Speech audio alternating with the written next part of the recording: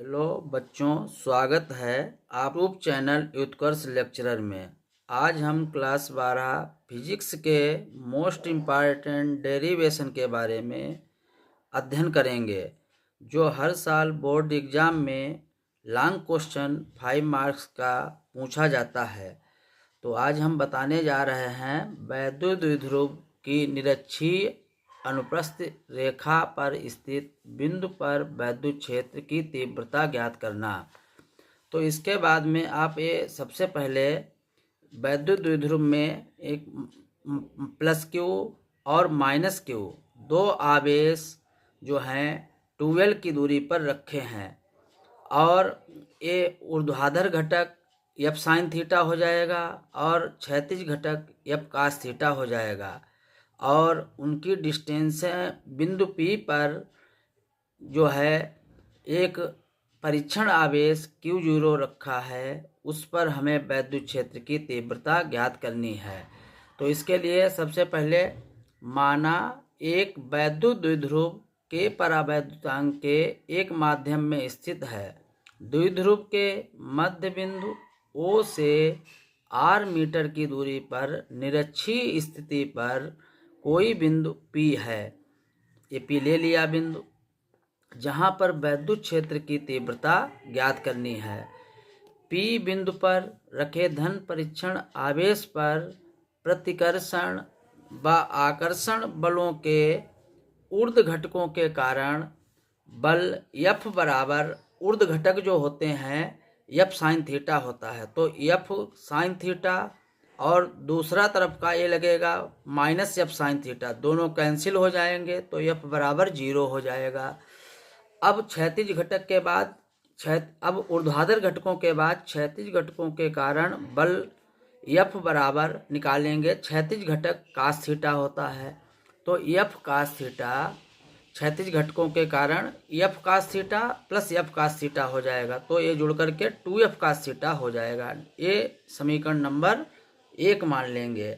इसके बाद अब हमको F की वैल्यू ये चाहिए होगी, तो देखो F बराबर हो जाएगा 1/4 पाई एप्सिलॉन नॉट के। अब ये हो जाएगा प्लस Q है और Q0 परीक्षण आवेश है, तो Q0 अपान, अब दूरी जो R square plus L square है, तो R square plus L square under root में है, उसका होल स्क्वायर करेंगे। तो F, क्योंकि कूलाम का नियम होता है 1/4 पाई एप्सिलॉन नॉट के Q1 Q2 अपान R स्क्वायर, इसीलिए इसका स्क्वायर कर दिया गया। तो F इज इक्वल टू हो जाएगा 4 पाई एप्सिलॉन नॉट के Q0 अपान, अब अंडर रूट कैंसिल हो जाएगा, R square plus L square. इसको हम समीकरण नंबर 2 मान लेंगे।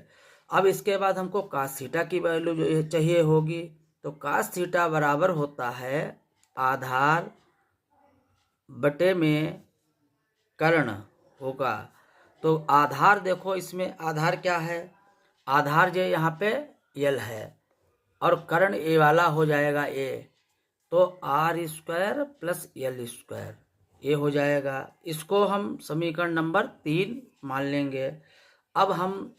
अब जो F की वैल्यू और कास थीटा की वैल्यू समीकरण 1 में रख देंगे, तो देखो F बराबर हो जाएगा 2, F की वैल्यू है 1/4 पाई एप्सिलॉन नॉट के Q0 upon R square plus L square into, अब कास थीटा की वैल्यू हो जाएगी L upon R square plus L square under root में, तो F बराबर हो जाएगा 2, अब देखो 2QL ये पास पास कर लेंगे और Q0 ये बचा, और अपान, अब यहाँ पे आ जाएगा 4 पाई एप्सिलॉन नॉट के।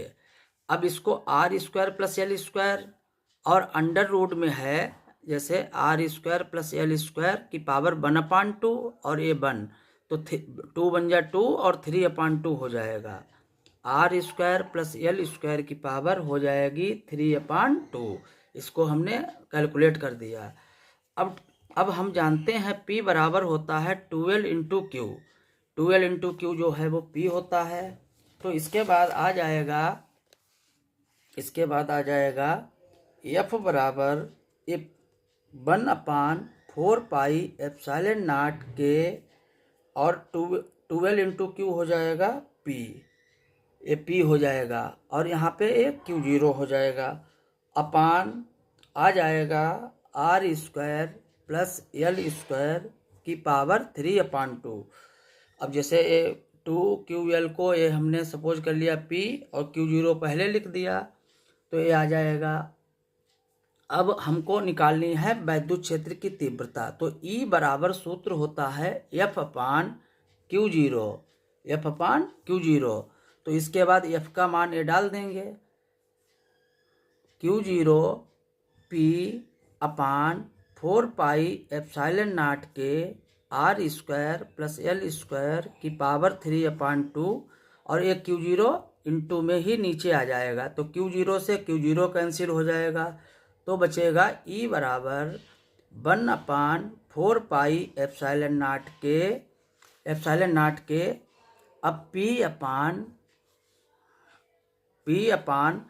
अब आ जाएगा R² प्लस L² की पावर 3/2।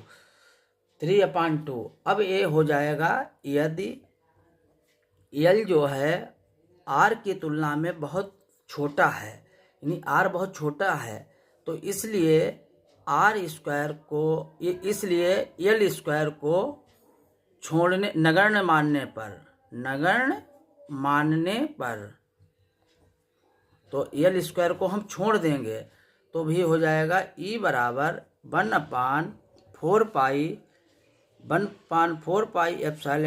के P/, अब देखो L² ये निगलेक्ट कर देंगे, तो R² इंटू 3/2, तो 2 से 2 ये कैंसिल हो जाएगी, तो E बराबर आ जाएगा 4 पाई के P/, ये बचेगा R³।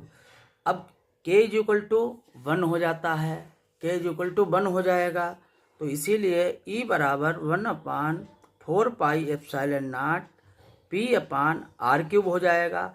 अब हमको मालूम है 1/4 पाई के होता है, देखिए 9 × 10⁹, तो इसकी वैल्यू हम रख देंगे 9 × 10⁹ P/R³। ये हमारी वैद्युत क्षेत्र की तीव्रता निकल के आएगी न्यूटन प्रति कूलाम में। तो ये आप लोग इसको आप देखिए और इसका अध्ययन करिए, तैयार करिए, बोर्ड परीक्षा के लिए बहुत ही अच्छा क्वेश्चंस है। धन्यवाद।